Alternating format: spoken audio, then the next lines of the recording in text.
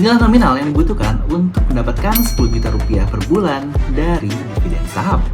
10 juta per bulan dari dividen itu bukanlah hal yang mustahil. Tentu saja sebelum itu kita harus mengkalkulasikan data yang ada untuk menghitung kira-kira berapa sih nominal yang dibutuhkan dari portfolio untuk mendapatkan 10 juta per bulan dari saham yang ada.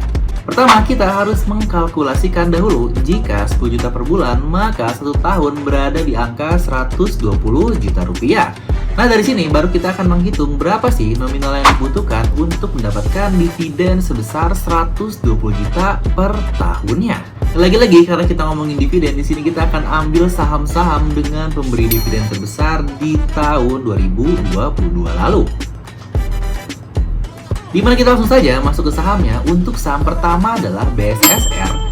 Untuk saham ini bahkan di tahun 2022 lalu dia membagikan saham sebanyak 4 kali dalam 1 tahun. Ini adalah hal yang bisa dibilang sangat sering sih, karena rata-rata untuk saham Indonesia sendiri ya setidaknya setahun hanya sekali lah. Bahkan untuk setahun 2 kali pun terhitung banyak, dan ini setahun 4 kali yang sangat banyak sekali berarti. Untuk saham BSSR sendiri, dia di tahun 2022 lalu dia memberikan dividen sebesar Rp1.908 per lembarnya, dan itu mendapatkan angka di 35,18 untuk dividen yieldnya. Nah, disinilah kita akan langsung mengkalkulasikan berapa nominal yang dibutuhkan untuk mendapatkan 120 juta per bulan dari saham BSSR ini.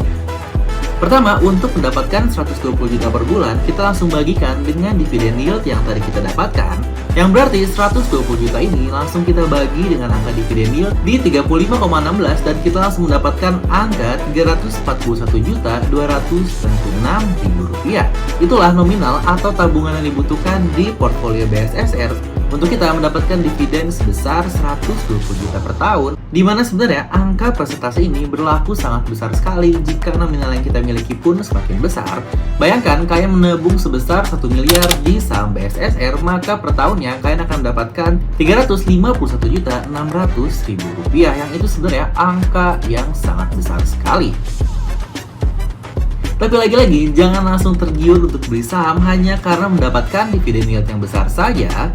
Kita juga tetap harus menghitung bagaimana performa atau kenaikan harga saham BSSR yang kita lihat di tahun berjalan tersebut. Untuk tahun 2022 sendiri, saham BSSR dia hanya naik sebesar 3,33% saja. Yang berarti jika kalian membeli saham ini di awal tahun 2022 dengan nominal 1 miliar rupiah, dan di akhir tahun untuk Desember 2022, kalian akan mendapatkan profit sebesar 38,49%. Maka 1 miliar yang kalian dapatkan akan mendapatkan bonus sebesar Rp384 juta. Dari satu kalkulasi pertama ini, kalian pasti sudah mengerti kan setidaknya kurang lebih cara untuk menghitung nominal yang dibutuhkan untuk mendapatkan dividen dengan angka dividen yield yang kita miliki. Di sini akan langsung saya berikan tabel untuk 10 saham dengan dividen yield terbesar di tahun 2022 kemarin. Nah, di mana dari tabel tersebut dapat kalian lihat sendiri ya, berapa nominal yang kalian butuhkan untuk mendapatkan 10 juta per bulan dari dividen. Contoh mungkin untuk saham ITMG, kalian butuhkan sekitar nominal 567 juta untuk mendapatkan dividen 120 juta per tahun atau 10 juta per bulannya. Dan untuk saham AMA, kalian membutuhkan 921 juta rupiah untuk mendapatkan angka dividen yang kalian inginkan tadi. Nah, mungkin sedikit tambahan yang sangat penting, walau memiliki dividen yield yang sangat besar, tapi kita belum tentu mendapatkan profit yang tinggi juga. Karena tentu saja hal itu perlu kita lihat dengan kenaikan harga saham yang terjadi dari emiten tersebut. Seperti yang bisa dilihat dari kolom 4, ada beberapa saham yang bahkan minus di tahun 2022 dan alhasil menjadi pengurang untuk profit yang didapatkan. Dan sebaliknya, ada juga saham yang naik sangat besar sekali dan meningkatkan profit. Contoh untuk MBAP dan ITMG, dia sudah memiliki dividen yang cukup tinggi, tapi mereka juga mengalami kenaikan harga saham yang luar biasa dengan angka profit yang bisa kalian lihat. Untuk MBAP bahkan 142% yang bisa kita bilang di sini sebagai one bagger. Jadi lagi-lagi jika kita asumsikan kalian menyimpan uang 100 juta rupiah ke saham MBAP pada awal tahun 2022 dan di akhir tahun 2022 itu uang 100 juta rupiah kalian akan bertambah menjadi 242,28 juta rupiah. karena kalian mendapatkan profit sebesar 142% atau 142 juta rupiah. Itu hanya profit saja ya, jadi jika kalian ambil semuanya pun kalian tidak rugi karena uang awal kalian di 100 juta tidak berkurang sama sekali. Atau mungkin angka tersebut jika kalian mau bagi menjadi 12 bulan, maka per bulannya kalian akan mendapatkan 20,19 juta rupiah.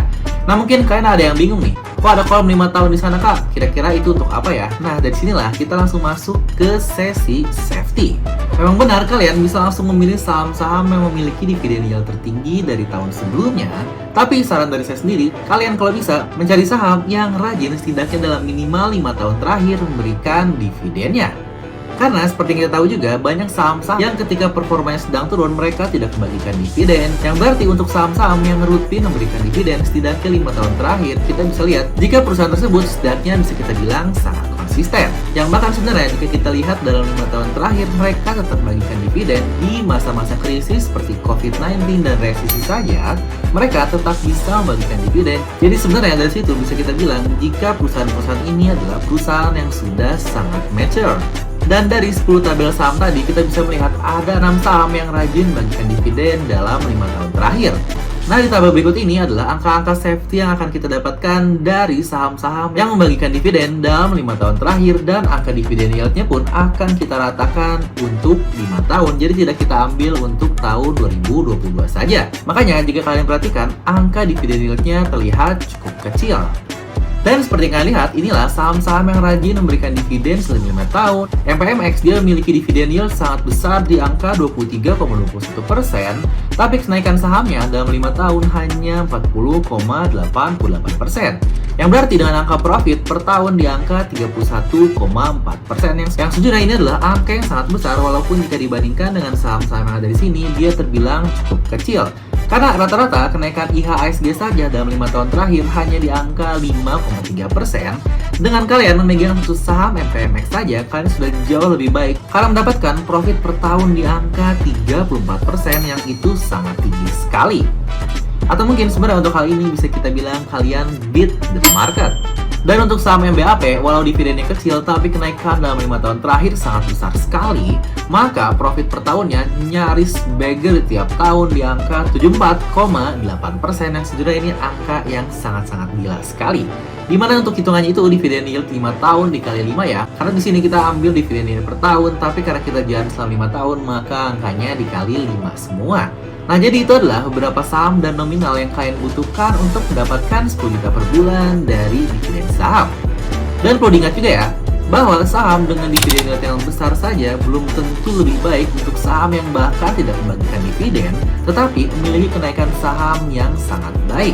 Makanya banyak sekali saham-saham luar negeri seperti Google, Netflix, yang gitu-gitu, mereka tidak membagikan dividen, tetapi untuk kenaikan dari sahamnya saja sudah bisa menutupi banyak saham yang rajin membagikan dividen.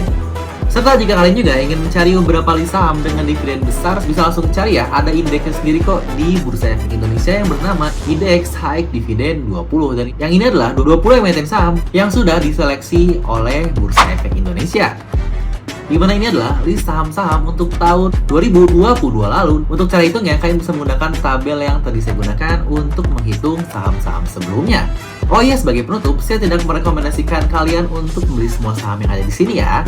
Tetap saja kalian harus do your own research. Makanya saya tidak mengerucutkan satu saham terbaik untuk kalian beli, tapi saya memberikan list-list saham agar setelahnya kalian bisa menganalisis sendiri kira-kira saham mana ya yang paling cocok dengan preferensi kalian. Nah, jika ada saham dividen lain yang menurut kalian menarik, kalian bisa langsung tuliskan ya di kolom komentar. Saya Gani Faza pamit, salam growth people, and I'll see you guys next time.